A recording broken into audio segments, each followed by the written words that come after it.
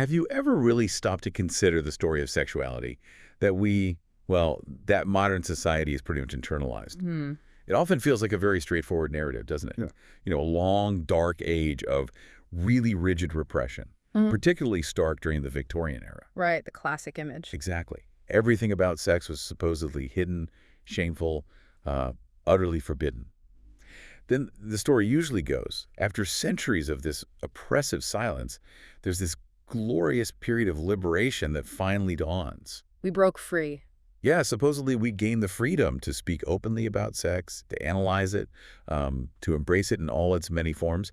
But what if that familiar story, that whole foundational idea of repression, is actually, well, a carefully constructed narrative, maybe a powerful myth we've all just kind of bought into? Or been sold, perhaps. Right. What if the actual truth, as revealed by this really groundbreaking thinker we're looking at, is far more surprising, way more intricate, and, well, deeply, deeply fascinating? It's an incredibly powerful challenge he throws down, isn't it? I mean, it's a direct confrontation to a narrative we've almost accepted as historical fact. Totally. This idea that we were just sort of waiting around for some intellectual savior, maybe a Freud, to come along and finally free us from our sexual shackles. Right, like he flipped a switch. Our common sense just tells us this liberation story must be true. It feels so intuitive, so logical.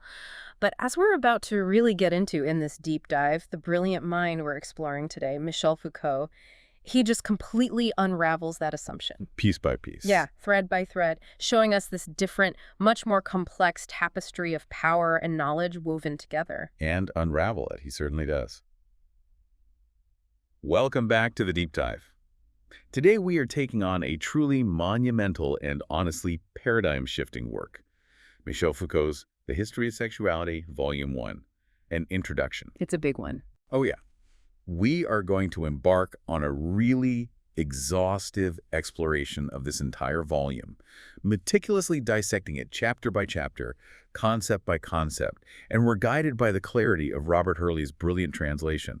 When I say we're going to delve into this, I really mean we are going to dissect it. Get the scalpels out. Exactly. Peeling back layer after layer to try and understand its profound insights. This isn't just, another book. It's really a foundational text that fundamentally redefines how we understand ourselves and our societies. And it comes from a mind that just consistently, almost relentlessly, challenges our most fundamental assumptions about everything. Mm-hmm.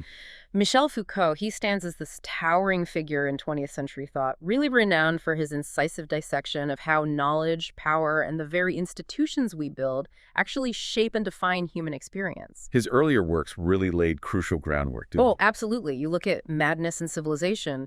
He explored how we historically defined and treated mental illness, basically demonstrating that madness itself is kind of a social construct. Right, not just a biological fact. Exactly.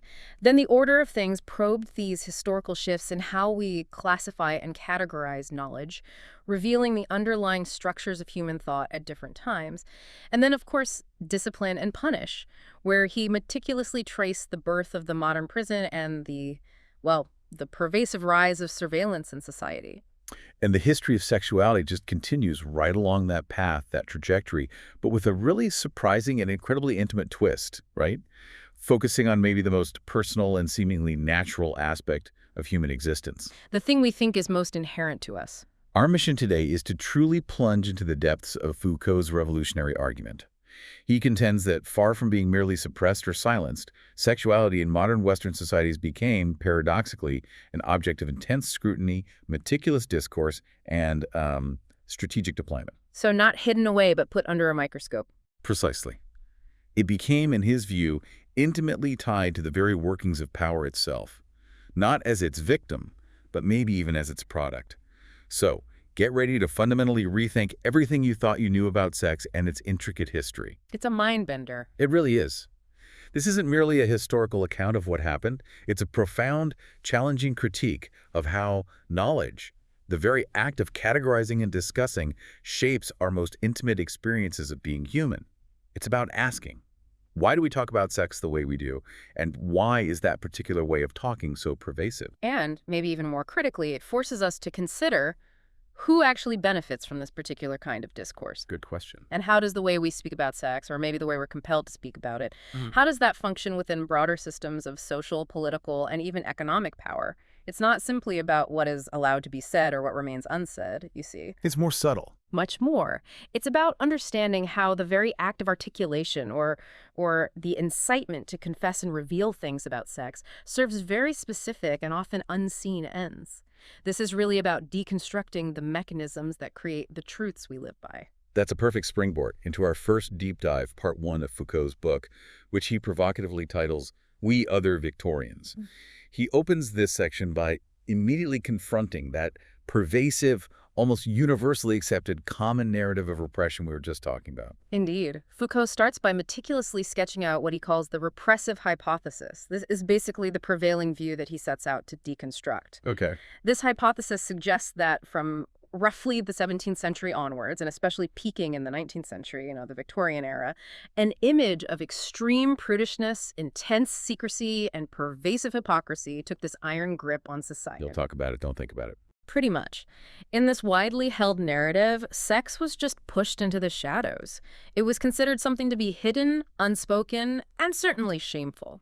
Its only legitimate purpose, if it was even acknowledged at all, was procreation, strictly confined within the boundaries of a heterosexual marriage. Anything outside that narrow box. Immediately deemed deviant, abnormal, and subject to the most severe forms of social condemnation and legal prescription. Total clampdown. You can almost conjure the image, can't you? Those monotonous nights of the Victorian bourgeoisie, as Foucault so pointedly puts it, where sexuality was supposedly carefully confined not just to the bedroom, but specifically to the marriage bed. Right, the only sanctioned space. It was meticulously moved from any form of public or even semi-public expression directly into the presumed privacy of that conjugal space. The overarching directive was this unspoken but incredibly powerful commandment. You simply did not talk about it. Exactly. It was a topic shrouded in this thick veil of silence, something one would never dare mention in polite society, and certainly not in the presence of children or, across generations. We still see echoes of this today, I think, this lingering idea that sex is somehow inherently private, maybe even a bit dirty, something to be kept under wraps. And this narrative doesn't just describe a period of silence. It frames it as this long, oppressive, dark age of sexual suppression and prohibition. This period, it's often argued, was supposedly broken only very recently, like in the 20th century, by a sudden lifting of prohibitions. The floodgates opened. Kind of, and the emergence of a new economy in the mechanisms of power. This liberation, as we commonly understand it, is often historically attributed to figures like Sigmund Freud. Right, psychoanalysis arise. Yeah, whose development of psychoanalysis supposedly provided us with the necessary tools, the language, and the intellectual framework to finally speak openly about sex, to bring it out from the deep shadows of repression and into the light of scientific understanding and public discourse. So the story implies Freud, maybe others too, gave us the permission slip, the vocabulary, and the means to finally be sexually free. That's the standard story. But right here, right at the outset, is where Foucault introduces his profound initial skepticism. He's looking at this seemingly straightforward story, and he labels it the repressive hypothesis, not as a given fact, but as a theory, something to be rigorously examined. Okay. He immediately poses a fundamental and honestly incredibly unsettling question. Is this supposed historical silence regarding sex a genuine fact, a true absence of discourse? Or is it perhaps a carefully constructed strategy? Tactic? Is repression truly a historical reality, a universal constant that simply was? Or is it merely a theoretical construct, a lens through which we've been taught to view the past, and which we've maybe uncritically accepted? He refuses to take the assumed repression for granted, which is a truly radical starting point. It's a crucial intervention, really. He challenges the very notion that repression is this universal, straightforward historical reality. I mean, if sex was indeed so rigorously repressed, he asks, why then did society, particularly bourgeois society, spend such an inordinate amount of time meticulously talking about it? Right. Labeling it, attempting to classify it, and incessantly trying to control it through these elaborate codes and moral frameworks? Why were there so many classifications of the obscene, the indecent, the coarse, if the ultimate goal was just silence and non-existence? The sheer volume of talk about not talking. Exactly. The sheer volume of prohibitions and discourses about these prohibitions paradoxically suggests an intense focus rather than any kind of erasure. And this brings us to Foucault's really piercing insight, doesn't it? The inherent hypocrisy he observes in these bourgeois societies. While they publicly champion this doctrine of silence and prudishness, actively condemning any overt discussion of sex, On the surface. they simultaneously, and quite paradoxically, created this sprawling network of institutions where sex could not only be discussed but also be meticulously studied and managed. Like where? Well, think about the proliferation of brothels for prostitution, often regulated by the state itself. The emergence of mental hospitals where nervous women whose ailments were often linked to their sexuality were confined and studied. The rise of clinics dedicated to various perversions and sexually transmitted diseases. Ah, okay. These weren't just places where sex was hidden away, quite the contrary. They were sites where it was meticulously cataloged, observed, analyzed, and brought into extensive discourse, frequently under the guise of scientific or medical inquiry. They basically became laboratories for the study of sex. Which leads to this profound and unsettling paradox. If sex was truly silenced during this period, if it was pushed into absolute non-discourse, then why has there been such an explosive proliferation of discourse about this supposed silence? It doesn't add up. It really doesn't. The very act of constantly reiterating how silent sex was seems to fundamentally contradict the silence itself. Foucault compels us to deeply question the widespread assumption that simply speaking about sex, bringing it into the open, is inherently an act of liberation. Right. Is talking always freedom? What if, he asks, the very incitement to speak about sex, the demand for confession, for revelation, for classification, is itself a profound manifestation of power, a sophisticated mechanism for producing and managing sex, rather than a means of escaping power? Wow. That's a seismic shift in perspective. Hmm. Instead of viewing power as merely repressing sex, like pushing it down, Foucault suggests power actively produced sex as an object of knowledge, making it legible and therefore governable. He speaks of the affirmation of a sexuality that has never been more rigorously subjugated during this very age of supposed repression. Think about that phrase. The more we were ostensibly told to be silent about sex, the more categories, rules, and labels were created around it. Filling the silence with structure. Exactly. In his view, the discourse of repression, far from being a sign of genuine suppression, is itself productive. It actively shapes our understanding of what sex is, what it should be, and crucially, how it should be governed, managed, and controlled. The silence wasn't empty. It was filled with rules and classifications. So Foucault is meticulously setting the stage here for a completely new kind of inquiry. He wants to move far beyond the simplistic moralizing theme of sexual repression, which often reduces the complex interplay of power to a simple binary of good versus evil or freedom versus oppression. It's not about heroes and villains. Not at all. His research isn't about condemning or celebrating. It aims to trace the precise historical movements and mechanisms that have led us to believe we are, or maybe once were, repressed. He seeks to uncover the specific, concrete facts of interdiction or exclusion, not as evidence of absolute repression, but as crucial guidelines for his deeper research into how power truly operates. So how does power actually work, not just how do we think it works? Precisely.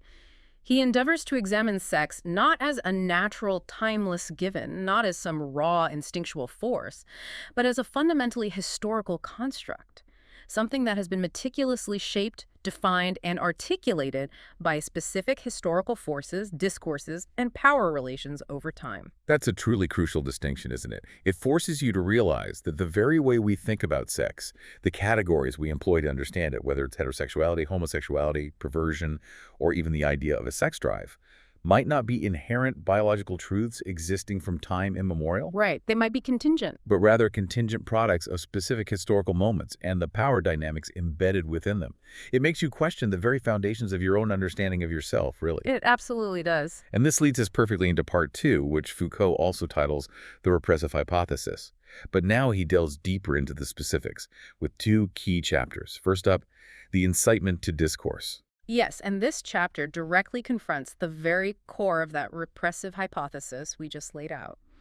Foucault launches a powerful argument that, contrary to the widely held popular belief that sex became silent, That it went underground. The 17th century did not witness a decline in discussions about sex. Instead, it experienced an extraordinary explosion of discourse concerning it.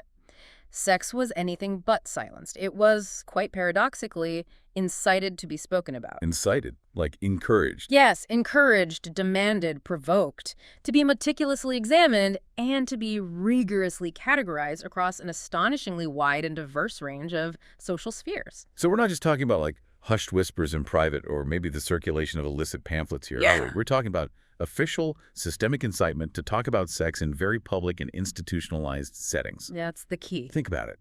In policing, with the detailed regulations concerning prostitution and public morality.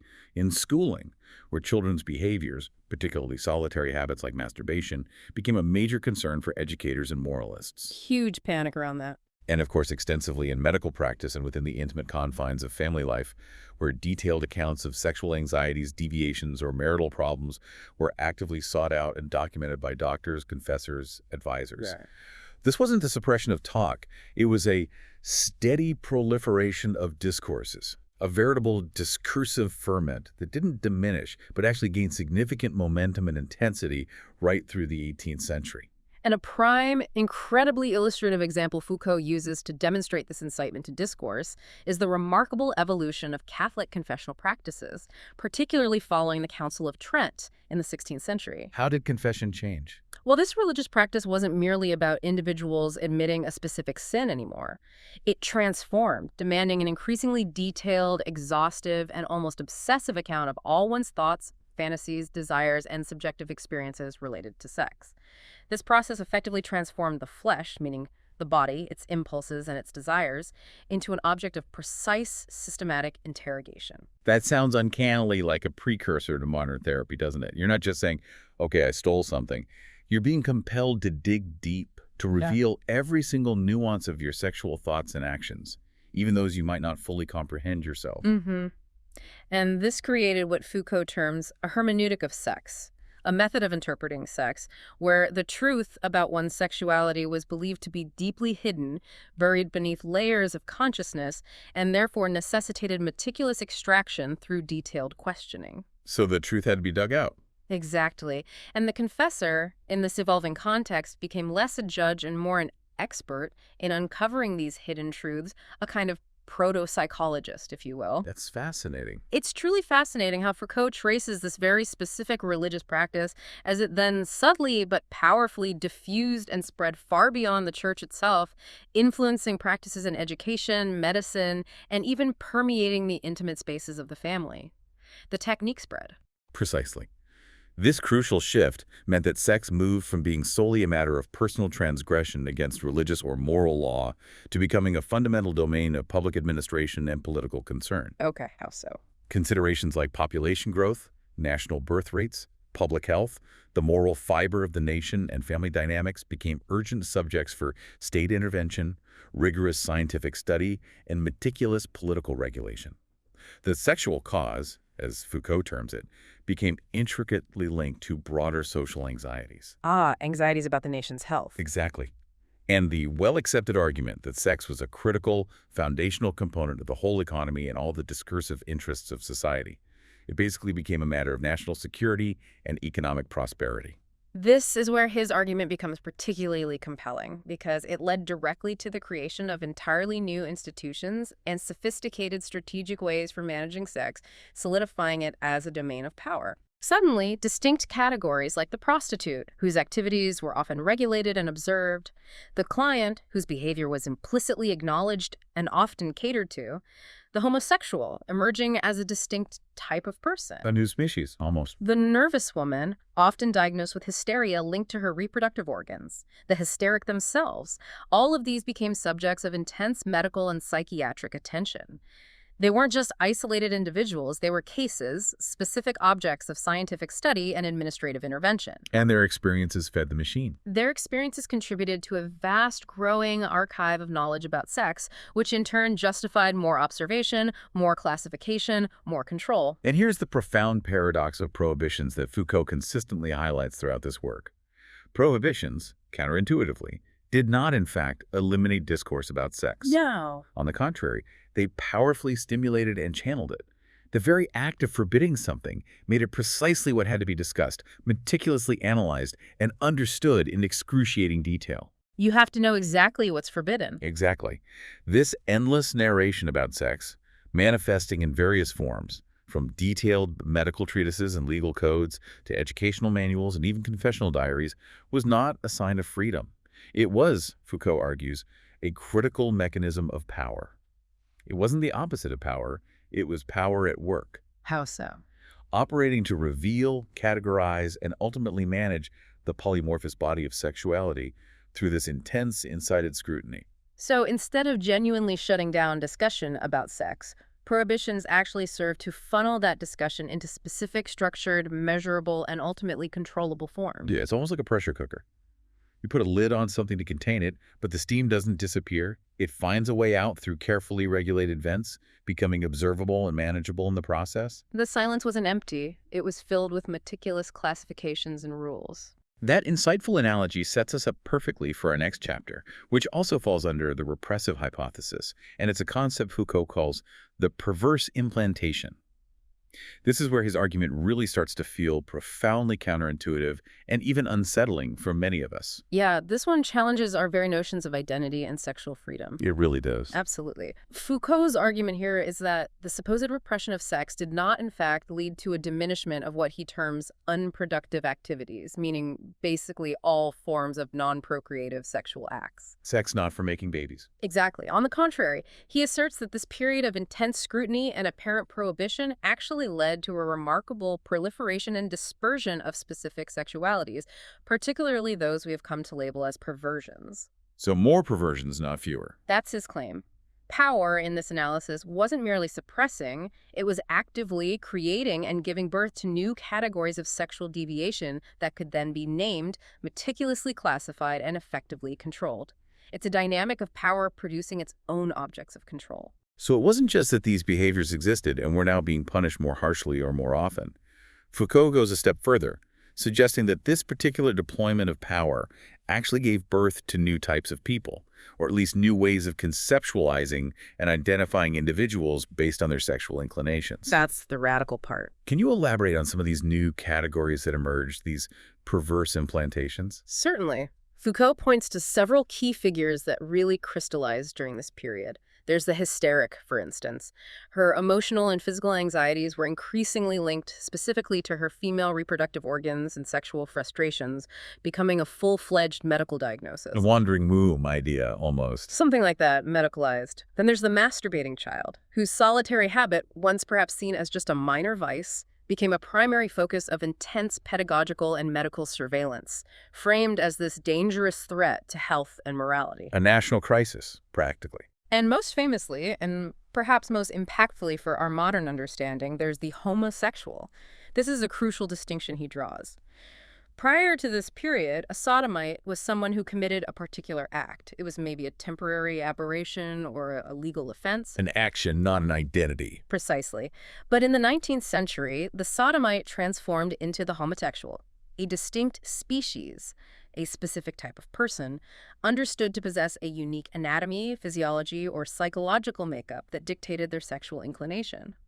He specifically references Carl Westphal's 1870 concept of contrary sexual sensations as an early pivotal example of this medicalization. So it shifted from an act to an identity. Yes, transforming an act into an identity, a type of person. That's a truly profound conceptual shift, isn't it? It's no longer simply judging an action you committed sodomy, but rather it's about defining an entire individual by their sexual orientation, which then becomes an object for scientific study, diagnosis, and intervention. It creates an entirely new framework for understanding, classifying, and ultimately governing people based on their sexuality.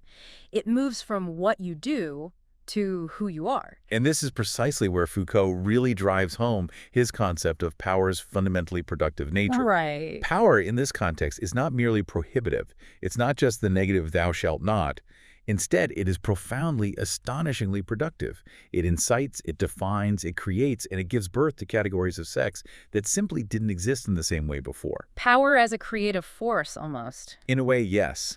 The medicalization of the sexually peculiar, for instance, Right. meant that what was once a vague immoral behavior or a sin became a highly detailed subject of scientific knowledge, meticulous examination, and precise intervention.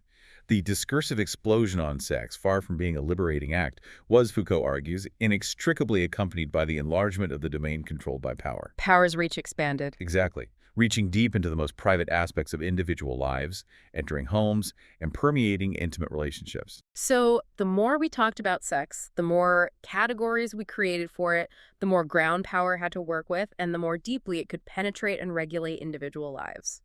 It's a rather dark irony when you think about it. It is. And Foucault even takes this a step further, suggesting that this very implantation of perversions, this process of naming and categorizing sexual deviations, also led to a paradoxical and often overlooked outcome, a reevaluation of pleasure itself. How so? Pleasure became important. Precisely. Even those pleasures deemed deviant or perverse by society became objects of intense academic study, meticulous cultivation, and deep psychoanalytic analysis. This process of naming, studying, and categorizing perversions did not make them disappear. Rather, it made them more visible, not less. Bringing them into the light, so to speak. It brought them into the light of discourse and subjected them to increasingly intricate and pervasive forms of power. Foucault argues that the growth of sexual power in modern industrial societies is characterized not by overt brute repression, but by the very unorthodox sexualities it brought into being. The ones it named. The diverse forms of desire it identified, and the systematic way it compelled them to speak and reveal themselves, thereby becoming subjects of knowledge and control. It's a completely different and profoundly unsettling way of looking at it. Instead of repression, we get a proliferation of sexual categories and identities. More labels, more boxes. Which in turn allows for a more detailed, nuanced, and ultimately pervasive form of management and control over individuals. The more precise the categories, the more precise the power. This profound insight into the productive nature of power leads us directly into Part 3 of Foucault's work, a section he titles Scientia Sexualis. Here, he introduces a truly crucial distinction between two fundamentally different historical and cultural ways of producing truth about sex: ars erotica versus scientia sexualis. This conceptual pivot is absolutely central to Foucault's entire argument in the History of Sexuality. He first describes ars erotica, which translates roughly to the art of eroticism. Okay, what's that? Foucault suggests this approach was prevalent in many ancient and Eastern societies. He cites examples like China, Japan, India, ancient Rome, various Arab Muslim cultures. In these contexts, the truth about sex wasn't something hidden or secret that needed to be extracted. It wasn't a mystery to solve. No. Rather, it was drawn directly from the experience of pleasure itself, its intensity, its duration, its various effects, its nuances. Knowledge about sex was gained through direct experience, through practice, and often transmitted through a master-disciple relationship, a kind of apprenticeship in pleasure. Learning by doing and from experts. Right. It was about perfecting the art of sexual enjoyment and its associated techniques, not about uncovering some deep hidden secret within oneself. And crucially, no deep self-interrogation or forced confession was required. Pleasure was overt, something to be celebrated, refined, and shared, not concealed or deciphered. So it sounds like a much more holistic, embodied, and integrated approach to pleasure, where knowledge is gained through direct experience and shared wisdom rather than extracted through analysis. That's a good way to put it.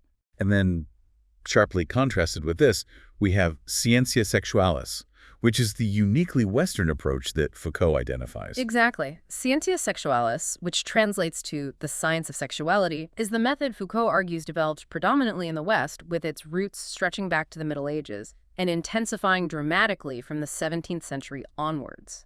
How does this one work? In this paradigm, the truth about sex is fundamentally produced through confession and meticulous discourse. It's conceived as a secret that resides within the individual, a secret that needs to be extracted, often through a painstaking and precise process. Like mining for truth. Kind of. Sex, under this framework, becomes an object of constant, almost obsessive scrutiny, systematic observation, and rigorous scientific analysis. This process typically occurs within highly structured institutional settings like the medical clinic, the school, the psychiatric ward, or even within the transformed intimacy of the family. So it's formalized, institutionalized. Very much so.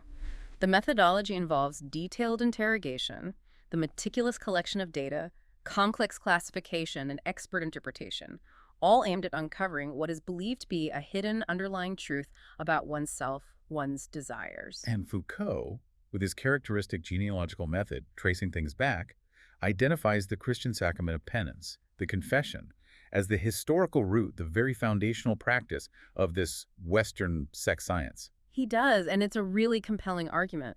The Christian sacrament of penance evolved significantly over time. It began as a relatively simple declaration of sins before a confessor. Forgive me, Father, for I have sinned. Right.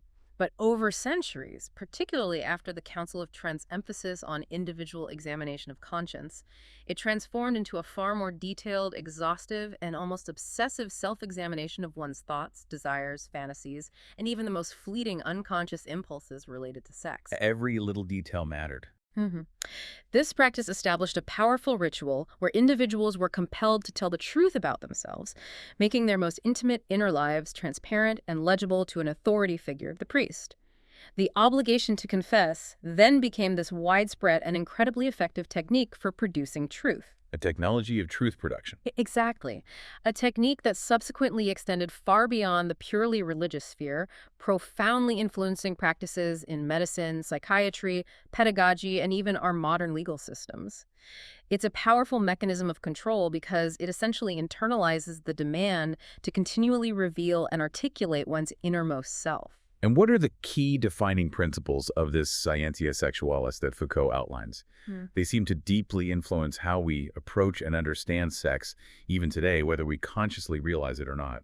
He identifies several, and they are indeed foundational to our contemporary understanding of sexuality. Firstly, there's clinical codification. This involves the systematic examination, detailed interrogation, and meticulous documentation of sexual behaviors, fantasies, and experiences. Think about the pervasive nature of medical records today. Detailed psychological case studies, comprehensive diagnostic manuals like the DSM, and lengthy questionnaires used in sex research. Data collection on sex. It's all about creating precise categories, detailed descriptions, and quantifiable data about sexual life, codifying everything. So it's not enough to simply say, I'm experiencing some anxiety about sex. It's about precisely mapping out the nature of that problem. How often, with whom, what specific thoughts you have, what physical sensations you experience, and how it impacts your daily life. It forces this granular level of detail. Precisely. Secondly, we have diffuse causality. Okay, what's that? This is the deeply ingrained belief that specific sexual behaviors, impulses, or deviations are not just isolated incidents, but are linked to broader underlying causes. These causes can be attributed to a wide array of factors: physical defects, deep-seated psychological traumas, inherited predispositions. Nature versus nurture stuff. Kind of, yeah, or even historical concepts like nervous maladies or degenerescence, which linked moral and physical decline across generations. The idea is that your sexual inclinations aren't just random acts. They are symptoms of something deeper, something that needs to be diagnosed, traced to its origins, and ultimately treated. And then, crucially, there's the pervasive idea of a hidden truth, what Foucault calls intrinsic latency. Yes, this is the powerful notion that sex possesses a hidden, latent truth, a core essence or meaning that must be extracted through deep, often painstaking analysis. This isn't about superficial observation. It demands profound interpretation to reveal its true, often unconscious meaning. Psychoanalysis seems like the prime example here. Absolutely. Psychoanalysis serves as the quintessential example, the laborious process of uncovering hidden desires, repressed memories, and unconscious conflicts to reveal the truth of one's sexuality. Which naturally leads to the method of interpretation itself. If there's a hidden truth, someone has to interpret it. Indeed. For Foucault, merely confessing isn't sufficient on its own. The raw material of the confession requires expert interpretation to reveal its hidden meaning and true significance. The speaking subject, the person confessing or revealing their sexual truth, is seen as harboring deeper, often unexpressed truths that only a trained expert can unlock and articulate. So the expert holds the key. The confessor, the medical doctor, the psychiatrist, the psychoanalyst, they become the designated gatekeepers of this truth, wielding significant power through their interpretative authority. And finally, the practical, tangible outcome of this entire process, the medicalization of effects. This principle dictates that sexual problems, deviations, or anomalies are increasingly framed and treated as medical conditions requiring specific therapeutic interventions. Once a sexual behavior is precisely codified, its supposed underlying cause identified, and its latent truth interpreted by an expert, it then becomes a legitimate target for a cure, a specific form of management or ongoing treatment. Transforming a moral issue maybe into a medical one. Precisely that. So, given these interconnected principles, what are the overarching consequences, the profound impacts of this shift to scientia sexualis for our societies? The consequences are, in Foucault's view, incredibly profound and far-reaching. Firstly, and perhaps most significantly, it gave rise to the very concept of sexuality as we understand it today. As a thing in itself. Yes. Not just discrete sex acts, but a complex, identifiable, and analyzable domain of human experience, now subject to specific scientific knowledge and meticulous control.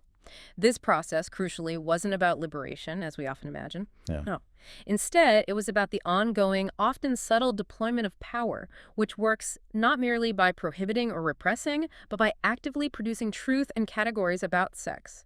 The emphasis shifts dramatically from the act of sex, what you do, to the truth of sex, who you are. A truth that constantly needs managing. A truth that constantly needs to be discovered, regulated, and managed. And in doing so, the sexual body itself becomes this highly articulated and intensely studied object, central to how Western society understands itself and how it exerts control.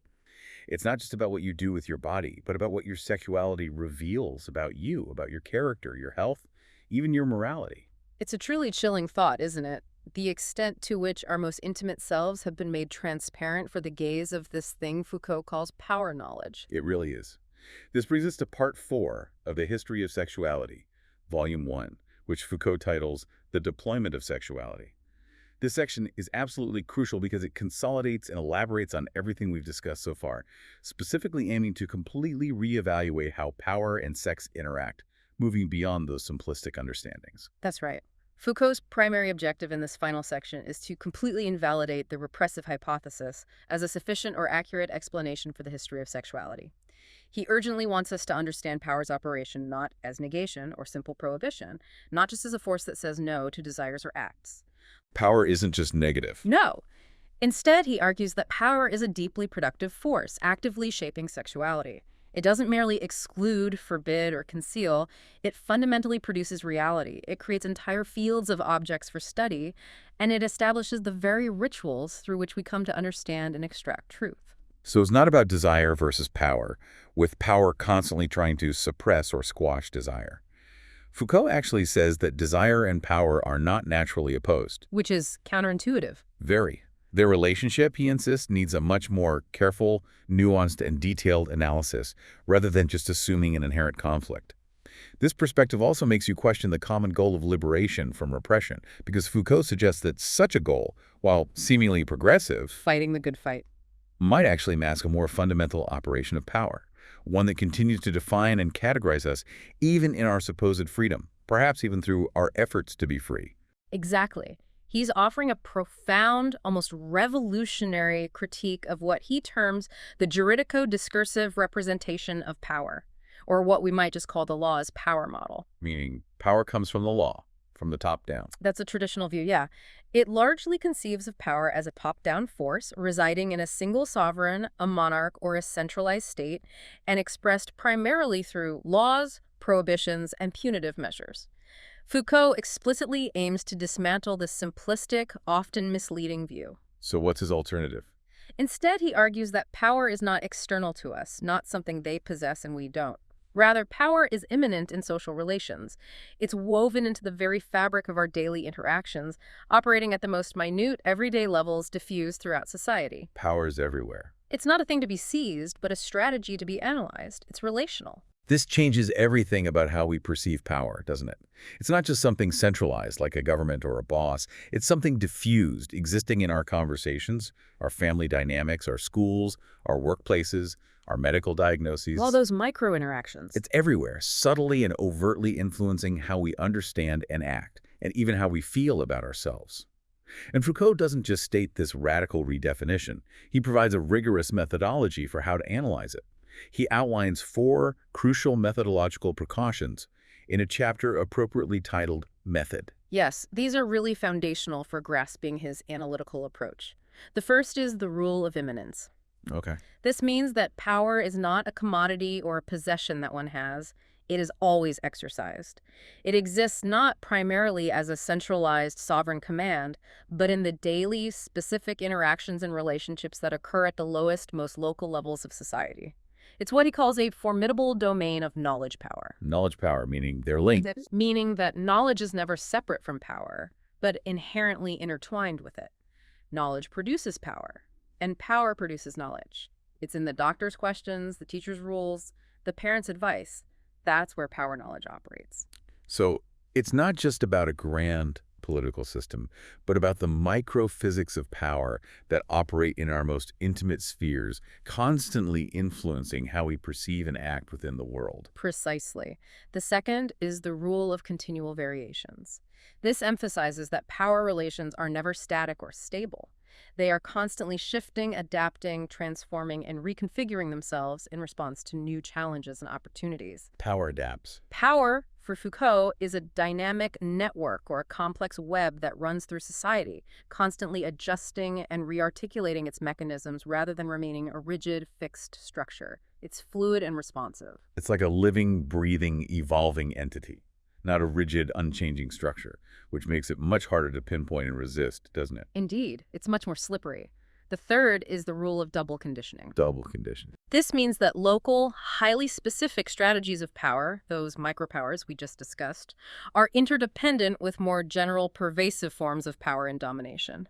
Power operating from below, at the grassroots or individual level, creates the necessary conditions for broader, general forms of domination to emerge and be sustained above. So the small scale enables the large scale. And vice versa. Conversely, these larger, more general strategies of power reinforce and give coherence to the local micro-practices. The small-scale dynamics enable and reinforce the larger structures, and the larger structures shape the small-scale dynamics. It's a feedback loop. Okay, that makes sense. And finally, a truly powerful point about the very language we use. The rule of the tactical polyvalence of discourses. Polyvalence, meaning? Meaning many meanings or many uses. This asserts that discourses about sex, all the ways we speak, write, and think about it, are not neutral or simply reflective of an objective truth. Instead, they are inherently tactical elements. Tools, almost. Exactly. This means they can serve multiple purposes and be deployed in various ways. They can be used to reinforce existing power structures, to maintain norms, and to control populations.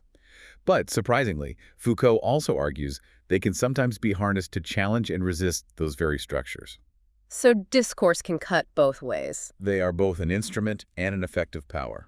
This is a critical nuance. It means that simply talking about sex or inciting more discourse isn't inherently liberating in itself. The way we talk about it, the categories we employ, the sites where we are compelled to speak, and the ends to which that speech is directed, all of these are part of the tactical deployment of discourse. Which can be used for control or resistance. Exactly. A confession might seem to give agency to the speaker, but it also produces a truth for power to seize upon and manage. So given this new, complex understanding of power, what is the specific domain that Foucault is actually studying? He dedicates an entire chapter to this. What is sexuality in his framework, then? His answer to that is, in itself, revolutionary and absolutely central to the entire book. Foucault argues that sexuality is not a natural, timeless given, not some unchanging essence of human nature, a primordial instinct just waiting to be expressed or repressed. It's not just biology. No. Instead, he asserts it is a complex historical construct, or, as he terms it, a deployment. This sexuality has been meticulously produced by specific strategies of power and knowledge that have emerged particularly since the 18th century. It is not simply nature or biological necessity, but a very specific way of organizing knowledge and power around the human body, its sensations, its pleasures, its desires, and its reproductive capacities. It's a framework built around sex. Precisely. It's a conceptual apparatus built around the biological fact of sex. And he breaks this complex deployment of sexuality into 4 strategic unities or major areas where this new form of power knowledge operates, reshaping society and our understanding of ourselves. He does, and these are really crucial to grasp how pervasive this deployment became. The first is the historization of women's bodies. We touched on this. Yes. During this period, the female body, particularly its reproductive organs, the uterus, ovaries, became intensively pathologized and subjected to immense medicalization. It became a primary site for the diagnosis of a wide array of nervous ailments, with hysteria being the most prominent and pervasive example.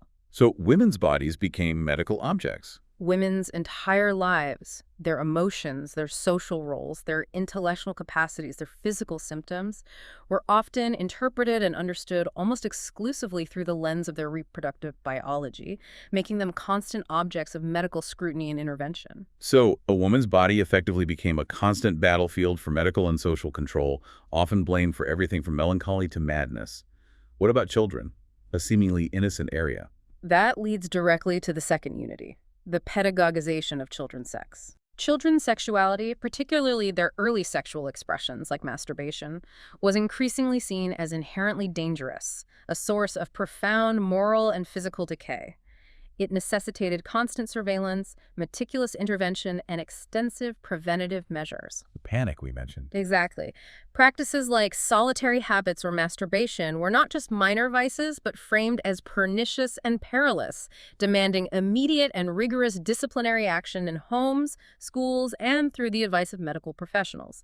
It wasn't just about stopping the behavior, it was about defining the child through their sexual potential or deviance, shaping their very future identity. And the third deployment targets something incredibly broad: the socialization of procreative behavior. This moves beyond the individual to the collective level. Yes, this involves how marriage, procreation, and national birth rates became absolutely central to political economy and population control. The Malthusian couple, the ideal of the heterosexual married pair, whose primary social function was to produce children for the state, became a key unit of analysis and regulation. Sex for the nation. Pretty much. Sex, in this context, transcended individual morality to become a matter of vital national interest, intimately linked to labor force numbers, military strength, and overall economic prosperity. This led to widespread state interventions in family planning, public health initiatives, and even prenatalist policies aimed at encouraging births. So it's clearly not just about individual moral choices anymore. It's about the entire social fabric, the economy, and the future of the nation. And the final unity targets what we typically categorize as deviance or abnormality. Indeed. The fourth is the psychiatrization of perverse pleasure. Okay. Non-procreative pleasures, any sexual pleasure that did not directly serve the purpose of reproduction, were systematically pathologized and classified as mental illnesses or perversions. The very sexual instinct itself, if it veered from the procreative norm, became a subject for rigorous psychiatric study, detailed diagnosis, and specific forms of treatment. Creating more labels again. This process led to the creation of a vast and ever-expanding array of new labels and categories for different perversions, creating a seemingly infinite landscape of sexual deviation to be observed, classified, and managed. It's truly incredible how these four deployments combine to create such a comprehensive and interconnected system of control over individuals and populations. And Foucault also highlights a crucial historical shift here, from what he calls the deployment of alliance to this new deployment of sexuality. Can you unpack that? This distinction is a fundamental historical argument within the book, illustrating a profound transformation in Western societies. The deployment of alliance refers to the older, more traditional system, which was largely prevalent before the 18th century. Before sexuality became central. Right. Its primary focus was on marriage, intricate kinship ties, the continuity of family lineage, and the meticulous transmission of property and social status across generations. Its overarching objective was reproduction, ensuring social continuity, and maintaining the stability of families and societies through strict rules of alliance, arranged marriages, and clear inheritance patterns. So in that older system, sex was primarily about maintaining the social order, ensuring the right bloodlines continued, and producing legitimate heirs, rather than about individual pleasure or identity per se. Exactly. It served the system of alliance. But the deployment of sexuality, emerging powerfully in the 18th and 19th centuries, shifts the focus dramatically. It moves away from lineage, property, and dynastic concerns to concentrate intensely on the individual body, its specific sensations, its unique pleasures, and crucially, the incitement to speak about them. The confession again. Mm-hmm. The family, once the primary site of alliance and procreation, transforms into a crucial, almost laboratory-like site for the deployment of sexuality. It becomes a place for intensely scrutinizing internal dynamics and secrets, like the intense, almost obsessive focus on the problem of incest, which became a huge topic of medical, psychological, and moral concern within the family unit itself. So the family becomes a site of sexual investigation. These two deployments, alliance and sexuality, operate through fundamentally distinct sets of rules, institutions, and strategic concerns. It illustrates how sex became increasingly central and important as a direct object of power and knowledge, moving far beyond mere reproduction to become a core element of individual and social control. That distinction really crystallizes how the purpose and function of sex within society fundamentally changed.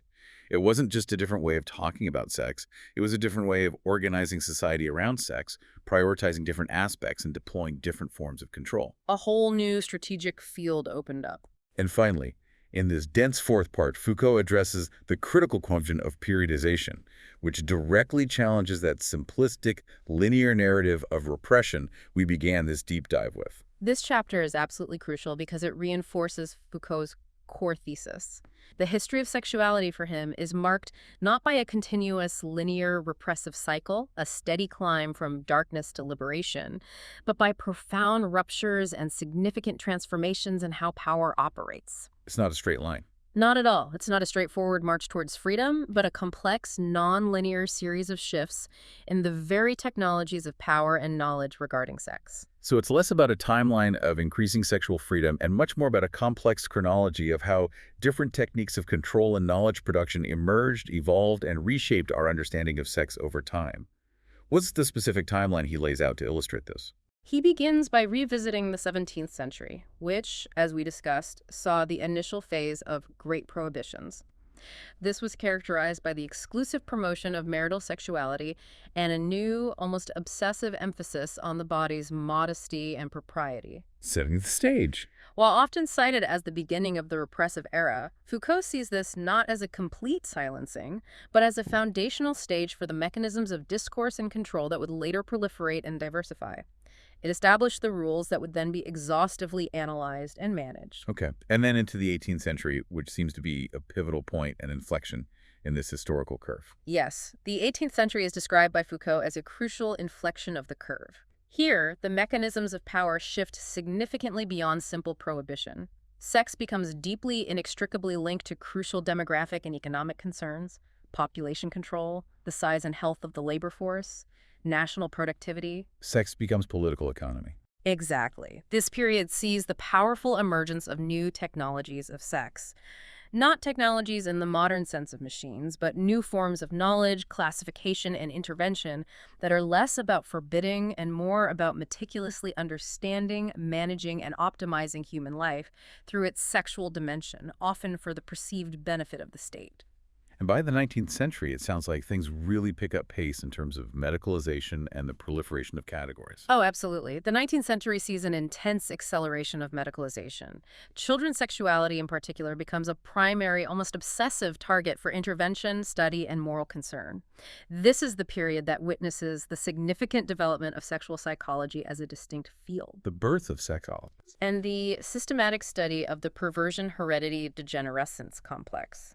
This complex linked sexual abnormalities to inherited traits, moral decay, and the supposed decline of the race. Figures like Richard von Krafft-Ebing, with his seminal work Psychopathia Sexualis, become central to this expensive categorization and medicalization of human desire, creating vast taxonomies of perversions. Listing all the ways to be abnormal. Essentially, yes. And this intense focus on scientific study and classification continues into the early 20th century, right? It doesn't just stop. No, it persists. The focus on degenerescence and the continued scientific study of sexual anomalies persists and solidifies into the early 20th century. The intricate groundwork laid in the previous centuries means that by this point, a vast archive of knowledge about sex and a complex apparatus for managing, diagnosing, and treating sexuality are firmly in place, deeply interwoven into society's institutions: medicine, law, education, family life. So the system is fully built by then. This historical overview for Foucault powerfully reinforces his central contention that power over sex is not primarily about eliminating or reducing it. Instead, it's about producing ever more nuanced categories, increasingly sophisticated discourses, and new forms of knowledge that allow for more extensive, subtle, and pervasive control and management of human life. And it has this insidious effect. Of transforming even supposedly forbidden or transgressive acts into elements of its own apparatus, capable of being studied, documented, and managed, thereby extending its reach further and further.